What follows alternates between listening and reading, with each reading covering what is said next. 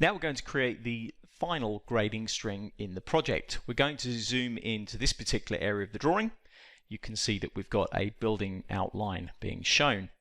We're going to go up to the grading pull down and click on create grading, and then we're going to select the white polyline, which is this one here, shown within the drawing. Just going to zoom out so we can see what's happening. One of the important things we should always try and note first of all is the direction of that polyline. So this indicates the direction of chainage. We're going to type in the name. We're going to assign a template from the list. And just to see how this template looks, we're going to click on the pencil icon. We're going to go to select template.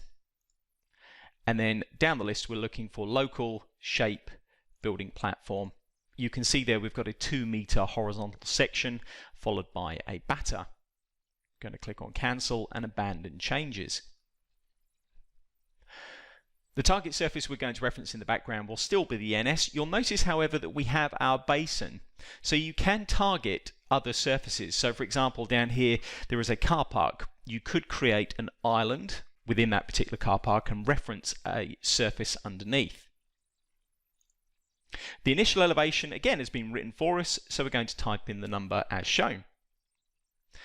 The spacings are currently set at 1 meter, and really again this number is probably a little bit on the small side, so we might just set that to 5. We will review the corner angle increments and the outside corner method once we have created the grading string, because visually you'll get a better sense of how these particular two cells operate. You'll remember that we unchecked no surface creation, and that is still unchecked. Now we do actually want a surface because we would like some contours, or we'd like to see it in model viewer, or even we'd like a volume. So we're going to leave that unchecked and leave the values set as they are. All that needs now is for us to click on create update. And the grading string will have been generated for us. Now let's just have a quick look at the corner on the southwest side of the building. But you can see on the southeast as well, they're all going to be the same. When the software generates the grading string around a 90-degree or oblique bend on the polyline, at the moment the corner method, which we've sort of briefly highlighted earlier, is currently set at radial. Now you can go ahead and pick any one of the 4 options in here, and you'll see that as soon as you make that change, the grading string is updated. The one that we're after is mitre. You can see that that matches onto the corner. In association with this is the corner angle increments. Now this is a value in degrees. So every 5 degrees around an oblique corner, or a 90-degree corner in this case, the software will create or interpolate that particular part of the string. 5 is a very reasonable value. If you've got an extremely large grading string, 5 may be too dense, but very unusual for you need to be changing that particular value. If you've got a very small grading string, you can actually reduce that as far as 0.25 degrees.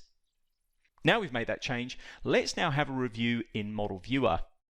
So we're going to go up to the ribbon and click on Model Viewer. We're going to zoom into really this area of Model Viewer, and we're going to go to Toggle Display. In Toggle Display we now have a new surface called GR Building Platform. We're going to check the visibility to be on and then click OK. And you can see there that we've got our building platform being displayed. So just for context, we're going to turn on the contours. We're going to go back to Toggle Display. Go to the Contours tab, check GR Building Platform, and then click OK. So it's a very similar exercise to what we did with the basin. Now we're going to review how we can begin to edit and manage the grading string once it's being created.